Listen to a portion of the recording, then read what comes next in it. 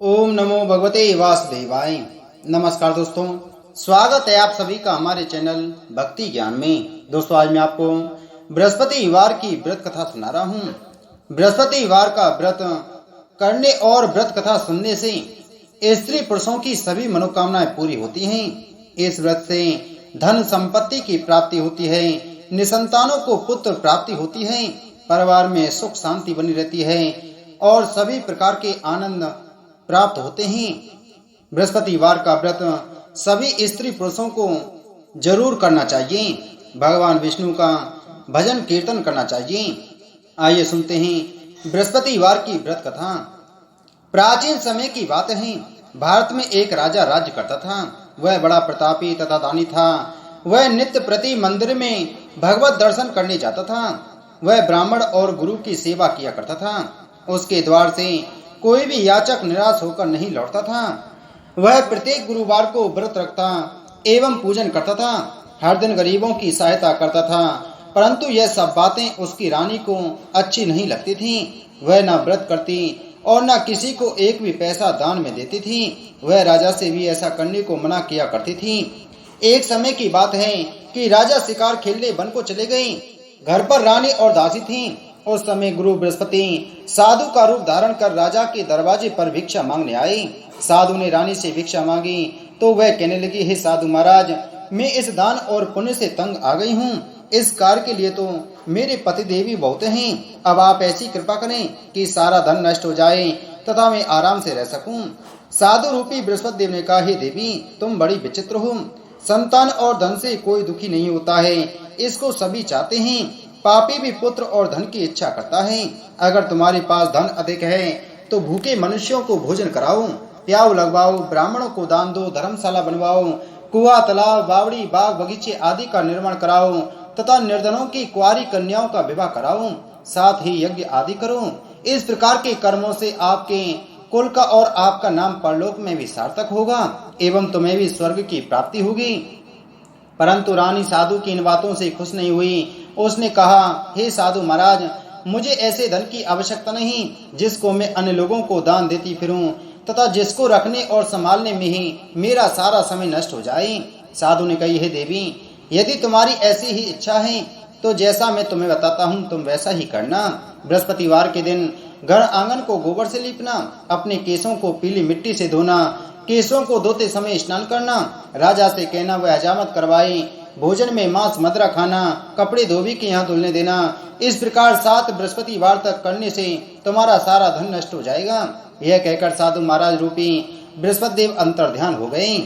रानी ने साधु के कहने के अनुसार 7 बृहस्पतिवार तक वैसा ही करने का विचार किया। साधु के बताए अनुसार कार्य करते हुए केवल 3 बृहस्पतिवार ही बीते थे कि उसकी समस्त धन संपत्ति नष्ट हो गई। भोजन के लिए दोनों समय परिवार तरसने लगा तथा संसारिक भोगों से दुखी रहने लगा। तब राजा रानी से कहने लगा कि हे रानी, तुम यहाँ पर रहो, मैं दूसरे देश को जाता हूँ, क्योंकि यहाँ पर मुझे सभी मनुष्य जानते हैं, इसलिए मैं यहाँ कोई कार्य नहीं कर सकता। मैं अब परदेश जा रहा हूँ, वहाँ कोई काम धंधा करूँगा, शायद हमारे भाग बदल जाएं। ऐसा कहकर राजा परदेश चला गया। वह वहाँ जंगल से लकड़ी काट कर लाता और शहर में बेचता। इस तरह जीवन व्यतीत करने लगा। इधर राजा के बिना रानी और दासियां दुखी रहने लगी। किसी दिन भोजन मिलता और किसी दिन जल पीकर ही रह जाती। एक समय रानी और दासियों को 7 दिन बिना भोजन के व्यतीत करने पड़े। तो रानी ने अपनी दासी से कहा, हे दासी, यहाँ पासी के नगर में मेरी बहन रहती है, वह बड़ी धनवान है। तू उसके पास जा और वहाँ से 5 सेर बेजर मांग करके ले आ, जिससे कुछ समय के लिए गुजर हो जाएगा। दासी रानी की बहन के पास गई। रानी की बहन उस समय पूजा कर रही थी। बृहस्पतिवार का दिन था। दासी ने रानी की बहन से कहा, हे रानी, मुझे आपकी बहन ने भेजा है, मुझे 5 सेर बेजर दे दो। दासी ने यह बात अनेक बार कही, परंतु रानी की बहन ने कोई उत्तर नहीं दिया, क्योंकि वह उस समय बृहस्पतिवार की कथा सुन रही थी। जब दासी को रानी की बहन से कोई उत्तर नहीं मिला तो वह बहुत दुखी हुई। उसे क्रोध भी आया। वह लौटकर रानी से बोली, हे रानी, आपकी बहन बहुत ही घमंडी है, वह छोटे लोगों से बात भी नहीं करती।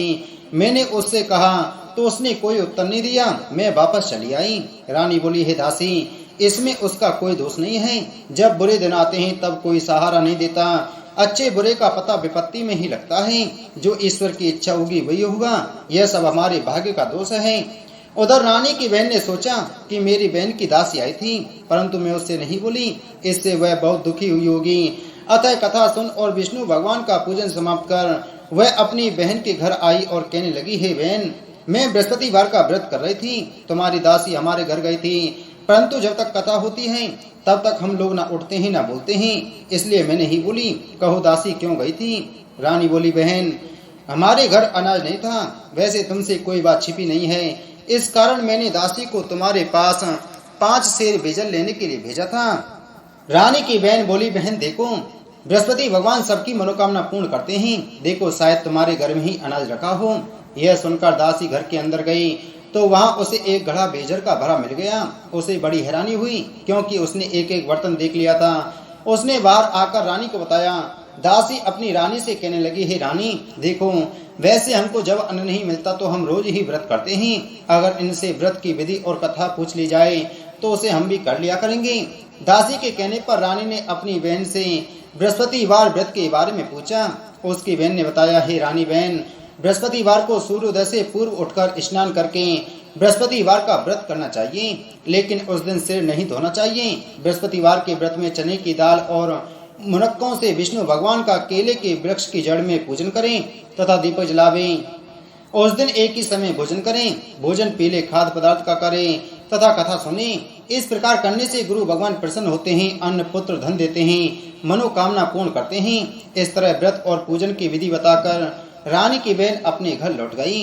रानी और दासी दोनों ने निश्चय किया कि वे बृहस्पति देव भगवान का पूजन जरूर करेंगी। 7 दिन बाद जब बृहस्पतिवार आया तो उन्होंने व्रत रखा। गुड़साल में जाकर चना और गुड़ भी लाई तथा उड़द की दाल से केले की जड़ में विष्णु भगवान का पूजन किया।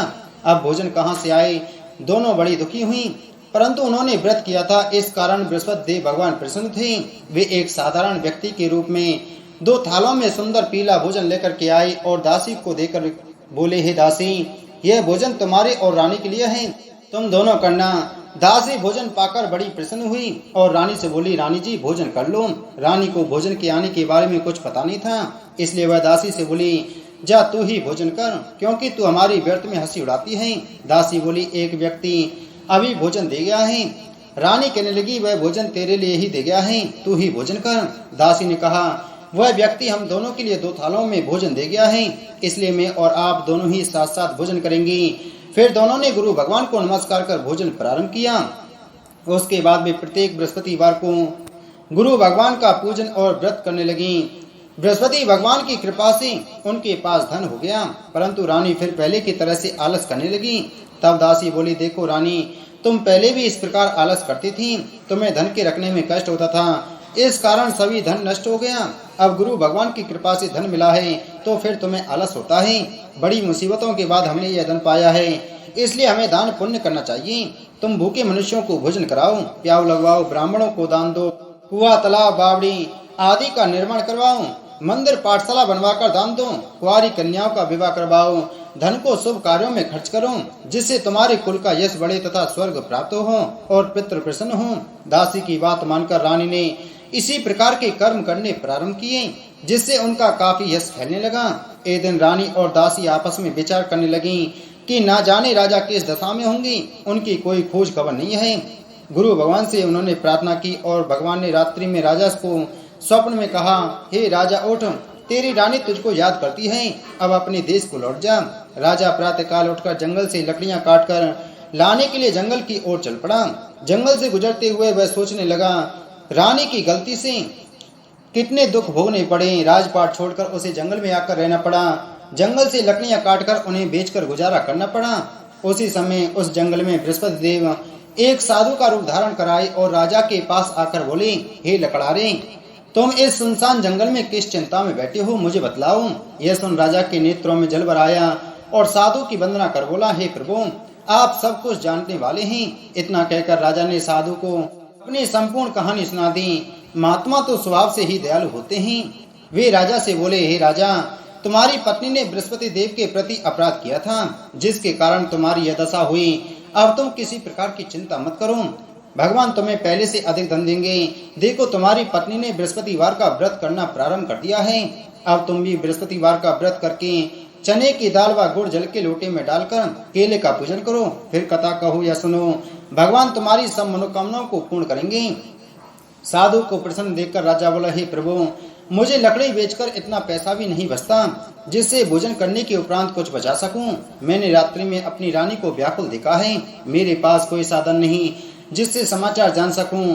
फिर मैं बृहस्पति देव की कौन सी कहानी कहूं या सुनूं, मुझको तो कुछ भी मालूम नहीं है। साधु ने कहा, हे राजा, तुम किसी बात की चिंता मत करो। बृहस्पतिवार के दिन तुम रोजाना की तरह लकड़ियां लेकर शहर में जाओ, तुम्हें रोज से दोगुना धन प्राप्त होगा, जिससे तुम भली भांति भोजन कर लोगे तथा बृहस्पति देव की पूजा का सामान भी आ जाएगा। बृहस्पति देव की कथा इस प्रकार है। प्राचीन काल में एक बहुत ही निर्धन ब्राह्मण था, उसकी कोई संतान नहीं थी। वह नित्य पूजा पाठ करता, परंतु उसकी स्त्री बहुत ही मलिनता के साथ रहती थी। वह न स्नान करती और न ही किसी देवता का पूजन करती। प्रातः काल उठते ही सर्वप्रथम भोजन करती, बाद में कोई अन्य कार्य करती। ब्राह्मण देवता बहुत दुखी रहते थे, पत्नी को बहुत समझाते किंतु उसका कोई परिणाम न निकलता। भगवान की अनुकंपा से एक समय उस ब्राह्मण की पत्नी गर्भवती हुई और उसने 10वें महीने एक सुंदर कन्या को जन्म दिया। निर्धन ब्राह्मण कन्या के जन्म से बहुत दुखी हुआ। धीरे धीरे ब्राह्मण की कन्या बड़ी होने लगी। बचपन से ही उस कन्या की रुचि भगवान विष्णु की पूजा में थी। वह प्रातः उठते ही स्नान आदि करके भगवान विष्णु की पूजा करने मंदिर में जाती थी। बृहस्पतिवार को व्रत करके विधिवत पूजा पाठ करती थी। पूजा पाठ के बाद वह पढ़ने के लिए पाठशाला में जाती थी। घर से चलते हुए वह मुट्ठी भर जौ साथ लेकर जाती और पाठशाला के रास्ते में थोड़े थोड़े जौ गिराती जाती थी। जब वह पाठशाला से घर लौटती तो जौ के वह दाने सोने में बदले हुए मिलते थे। लड़की सभी सोने के दाने बीन लाती थी। एक दिन जब वह सोने के दानों को साफ कर रही थी तो उसकी माँ ने कहा, बेटी, सोने के दाने साफ करने के लिए तो सोने का सूप भी होना चाहिए। अगले दिन बृहस्पतिवार था। उसने भगवान बृहस्पति देव की पूजा करते हुए प्रार्थना की, हे भगवान, यदि मैंने आपका व्रत विधिवत किया हूँ तो मुझे सोने का सूप दे दो। भगवान बृहस्पति देव ने उसकी मनोकामना पूरी करने का वचन दिया। पाठशाला से लौटते समय उसे रास्ते में सोने का सूप पड़ा हुआ मिला। घर लौटकर सोने का सूप अपनी माँ को दिखाकर वह सोने के दाने साफ करने लगी। उसी समय नगर का राजकुमार उसके घर के पास से गुजरा। उस सुंदर लड़की को सोने के सूप में जौ साफ करते देख राजकुमार उस पर मोहित हो गया। महल में लौटकर राजकुमार ने राजा से उस लड़की से विवाह करने की इच्छा प्रकट की तो राजा ने ब्राह्मण को महल में बुलाकर राजकुमार से उसकी लड़की से विवाह करने की बात कही। ब्राह्मण तैयार हो गया। धूमधाम से उस लड़की का विवाह राजकुमार से हो गया। दुल्हन बनकर ब्राह्मण की लड़की महल में चली गई। लड़की के चले जाने से ब्राह्मण फिर निर्धन हो गया। उसे कई कई दिन तक भोजन नहीं मिलता था। बहुत दुखी होकर ब्राह्मण एक दिन अपनी लड़की के पास गया। अपने पिता से निर्धनता का समाचार सुनकर उसने बहुत सा धन देकर पिता को विदा किया। उस धन से ब्राह्मण के कुछ दिन तो आराम से गुजर गई, लेकिन जल्दी ही फिर भूखों मरने की हालत हो गई। ब्राह्मण अपनी लड़की से धन लेने के लिए फिर महल में पहुंचा। लड़की ने पिता की बुरी हालत देखकर कहा, पिताजी, आखिर आप कब तक मुझसे धन लेकर जीवन यापन करेंगे? आप कोई ऐसा उपाय क्यों नहीं करते जिससे आपका घर धन संपत्ति से भर जाए? ब्राह्मण ने कहा, मैंने तेरी माँ को बहुत समझा लिया, पर उसकी समझ में कुछ नहीं आता। उसका फूहड़पन नष्ट हो जाए तो घर की निर्धनता भी दूर हो जाए। तब कुछ सोचकर लड़की ने पिता से कहा, पिताजी, आप कुछ दिनों के लिए माँ को मेरे पास छोड़ जाओ। ब्राह्मण अपनी पत्नी को लड़की के पास महल में छोड़ आया। लड़की ने अपनी माँ से कहा, माँ, तुम कल प्रातः उठकर स्नान आदि करके भगवान बृहस्पति देव विष्णु जी की पूजा अवश्य करना। पूजा करने से तुम्हारी निर्धनता अवश्य दूर हो जाएगी। लेकिन उसकी माँ ने उसकी कोई बात नहीं मानी। तब क्रोधित होकर लड़की ने अपनी माँ को एक कक्ष में बंद कर दिया। सूर्योदय के समय माँ को उठाकर जबरदस्ती उसे स्नान कराया और फिर मंदिर में ले जाकर भगवान बृहस्पति देव की पूजा कराई। कुछ दिनों तक ऐसा करने से माँ की बुद्धि में परिवर्तन हुआ और वह स्वयं बृहस्पतिवार का व्रत रखने लगी। उसके व्रत रखने से ब्राह्मण के घर में भी भगवान विष्णु की अनुकंपा से धन की वर्षा होने लगी। दोनों पति पत्नी धन संपत्ति पाकर आनंद पूर्वक जीवन यापन करते हुए विष्णु धाम को चले गए। लकड़ारा बने राजा ने उन साधु से भगवान बृहस्पति देव की यह कथा सुनकर बृहस्पतिवार का व्रत करके भगवान विष्णु की पूजा की। उस दिन से उसके सभी कलेश दूर हो गए। लेकिन अगले बृहस्पतिवार को कामकाज में अधिक व्यस्त रहने के कारण उसने भगवान बृहस्पति देव का व्रत नहीं किया। भगवान बृहस्पति देव लकड़ारे से क्रोधित हो गए और उसे भूल की सजा दी।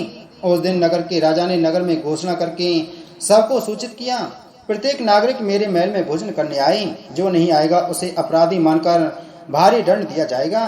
लकड़ारा बने राजा ने उस नगर के राजा की घोषणा तो सुनी, लेकिन जंगल से लकड़ी काट कर लाने में और उन्हें बेचने में देर हो जाने के कारण वह समय पर महल में भोजन करने नहीं जा सका। अतः राजा के सैनिक लकड़ारे को पकड़कर महल में ले गए। राजा ने उसे महल के एक कक्ष में बैठाकर भोजन कराया। उस कक्ष में एक खूंटी पर रानी का सोने का हार लटका हुआ था। लकड़ारा अकेला उस कक्ष में भोजन कर रहा था। तभी उसने एक आश्चर्यजनक घटना घटती देखी। देखते ही देखते वह खूंटी हार को निकल गई। थोड़ी देर के बाद राजा ने हार को गायब देखा तो लकड़ारे को कारावास में डलवा दिया। लकड़ारा मनी मन अपने भाग्य को कोसने लगा। तभी उसे जंगल में मिले साधु का स्मरण हो आया। थोड़ी देर में भगवान बृहस्पति देव सन्यासी के रूप में उसके सामने प्रकट हुए और कहा, हे लकड़ारे, तूने भगवान बृहस्पति देव की पूजा नहीं की, इसी कारण तुम्हें यह कष्ट हुआ है। लेकिन अब तुम चिंता मत करो। बृहस्पतिवार के दिन कारागार के दरवाजे पर तुम्हें कुछ पैसे पड़े हुए मिलेंगे। उन पैसों से भगवान बृहस्पति देव का व्रत करके उनकी पूजा करोगे तो तुम्हारे सब दुख नष्ट हो जाएंगे। बृहस्पतिवार के दिन दरवाजे पर पड़े मिले पैसों से चने गुड़ मंगाकर लकड़ारे ने बृहस्पतिवार की कथा कही तो भगवान बृहस्पति देव ने प्रसन्न होकर उस नगर के राजा को स्वप्न में लकड़ारे को कारागार से मुक्त करने को कहा। सुबह राजा ने अपने कक्ष में आकर देखा तो खूंटी पर रानी का हाथ टंगा हुआ था। राजा ने लकड़ारे को मुक्त कर दिया और उसे धन और आभूषण देकर विदा किया। लकड़ारा बना राजा उस नगर से चलकर अपने नगर में पहुंचा तो उस नगर में कुएं, धर्मशाला, बाग बगीचे देखकर बहुत प्रसन्न हुआ। राजा ने किसी से पूछा, ये कुएं, धर्मशाला किसने बनवाए हैं? सबने उसे बताया कि ये सब रानी और उसकी दासी ने बनवाए हैं। राजा महल में पहुंचा तो रानी ने उसका भव्य स्वागत किया। तब राजा ने निश्चय किया कि सप्ताह में तो एक बार सभी बृहस्पति देव का व्रत तथा पूजन करते हैं, परंतु मैं प्रतिदिन व्रत किया करूंगा तथा दिन में 3 बार कथा कहा करूंगा। अब राजा हर समय दुसाले में चने की दाल बांधे रहता तथा दिन में 3 बार बृहस्पति देव की कथा कहता। कुछ दिनों के बाद राजा को अपनी बहन की याद आई। एक दिन घोड़े पर सवार होकर राजा अपनी बहन से मिलने चल दिया। अभी राजा नगर के बाहर पहुंचा ही था कि उसने कुछ लोगों को एक शव को ले जाते हुए देखा। राजा को स्मरण आया कि आज उसने किसी को बृहस्पतिवार की व्रत कथा नहीं सुनाई है। राजा ने उन लोगों को रोककर कहा, भाइयों, आप सबको ले जाने से पहले मुझसे बृहस्पतिवार की कथा सुन लें। लोगों ने राजा पर क्रोधित होते हुए कहा, तुम पागल तो नहीं हो गए हो? लेकिन कुछ बड़े बूढ़े लोगों ने कहा, अच्छा भाई, साथ में चलते चलते तुम अपनी कथा भी सुना लो। राजा ने चलते हुए आधी कथा ही सुनाई थी कि सब हिलने लगा। राजा की पूरी कथा सुनाते ही सब उठकर बैठ गया। लोगों ने हैरानी से दांतों तले उंगली दबाई और अगले बृहस्पतिवार से भगवान बृहस्पति देव का व्रत करने व कथा सुनने का निश्चय कर लिया। अब घोड़े पर सवार राजा चलते हुए एक किसान के पास पहुंचा। किसान अपने खेत में हल चला रहा था। राजा ने कहा, अरे भाई, मुझसे बृहस्पतिवार की कथा सुन लो। किसान झुंझला कर बोला, अरे भाई, देख नहीं रहे, जितनी देर में तुम्हारी कथा सुनूंगा उतनी देर में तो पूरे खेत में हल चला लूंगा। राजा निराश होकर चलने लगा। तभी किसान के बैल लड़खड़ाकर जमीन पर जा गिरे। किसान के पेट में भी जोरों का दर्द होने लगा। उस किसान की पत्नी जब खाना लेकर आई तो उसने किसान से इस बारे में पूछा। किसान ने घुड़सवार की पूरी कहानी सुनाई। किसान की पत्नी दौड़ती हुई राजा के पास पहुंचकर हाथ जोड़कर बोली, भैया, मैं तुम्हारी कथा सुनने को तैयार हूँ। राजा ने उसके साथ खेत पर पहुंचकर बृहस्पतिवार की कथा सुनाई।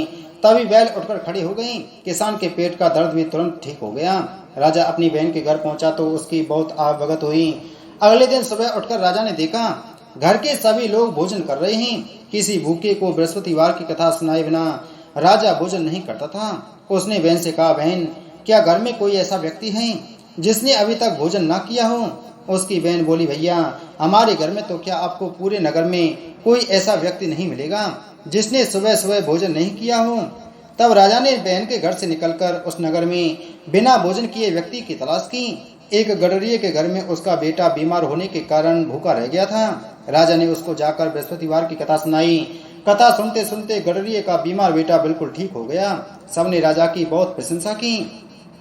एक दिन राजा ने अपनी बहन से कहा, बहन, अब हम अपने घर जाना चाहते हैं, तुम भी हमारे साथ चलो, कुछ दिन वहां रहकर लौट आना। राजा की बहन ने अपनी सास से पूछा तो सास ने ताने देते हुए कहा, बहू, माई के जाना तो अकेली जाना, मेरे पोतों को नहीं ले जाना। तुम्हारे भाई की कोई संतान नहीं है, कहीं तुम्हारी भाभी मेरे पोतों पर कोई जादू टोना ना कर दे। दूसरे कक्ष में बहन की सास की बातें सुनकर राजा दुखी मन से अकेला ही अपने नगर को लौट गया। रानी ने राजा से कहा, आप तो अपनी बहन को साथ लाने की बात कहकर गए थे, फिर बहन को साथ क्यों नहीं लाए? तब राजा ने दुखी होते हुए कहा, रानी, हम निसंतान हैं, इसलिए कोई हमारे घर आना पसंद नहीं करता। रानी ने राजा को समझाया हे प्राणनाथ, हमें बृहस्पति देव ने सब कुछ दिया है, अब भगवान बृहस्पति देव हमें संतान भी अवश्य देंगे। बृहस्पतिवार को विधिवत व्रत करते हुए राजा रानी ने भगवान बृहस्पति देव से संतान के लिए प्रार्थना की। कुछ दिनों के बाद उन्होंने स्वप्न में दर्शन देते हुए कहा, हे राजन, तेरी मनोकामना अवश्य पूरी होगी। एक सप्ताह बाद ही रानी गर्भवती हो गई। 10वें महीने रानी ने एक सुंदर पुत्र को जन्म दिया। राजा रानी जीवन पर्यंत बृहस्पतिवार का व्रत करते रहे। उनके घर में धन की वर्षा होती रही। इस तरह आनंद पूर्वक जीवन यापन करते हुए राजा रानी भगवान बृहस्पति देव की अनुकंपा से मोक्ष को प्राप्त करके सीधे बैकुंठ धाम को चले गए। बृहस्पतिवार को विधिवत व्रत करके जो स्त्री पुरुष भगवान विष्णु की पूजा करते हैं, भगवान उनकी सभी मनोकामनाएं पूरी करते हैं। इति श्री बृहस्पतिवार व्रत कथा संपूर्णम। बोलो बृहस्पति देव भगवान की जय। बोलो विष्णु भगवान की जय।